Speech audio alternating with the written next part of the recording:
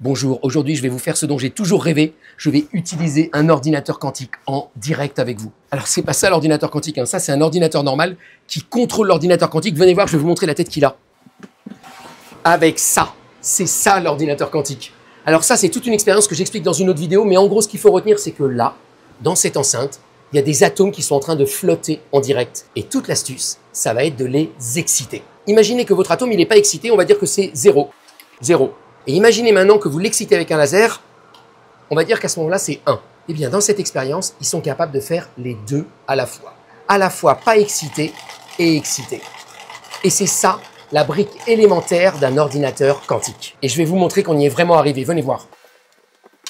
Alors là, vous vous attendiez peut-être à voir un atome dans deux états à la fois. Eh bien, en fait, vous êtes en train de le voir. Cette oscillation-là, on appelle ça une oscillation de Rabi. Elle montre que l'atome, au début, il est dans un état. Après, il va dans un deuxième état, et entre les deux, regardez, à cet endroit-là, il est à la fois excité et pas excité. Et en utilisant ces 0 et ces 1 quantiques, on peut faire certains calculs qu'on n'est pas capable de faire avec un ordinateur normal. Alors, est-ce qu'on sait déjà calculer des choses avec ces systèmes-là? En fait, on sait déjà simuler des situations. Mais faire des gros calculs costauds, on n'en est pas encore capable. On ne sait pas si on y arrivera un jour, mais on essaye. On est ici chez Pascal. Pascal, c'est une boîte qui m'intéresse particulièrement parce que, au départ, ces recherches-là, elles étaient menées sur le plateau de Saclay, à l'Institut d'optique, par Antoine Broveis, qui avait compris comment manipuler les atomes et les faire flotter.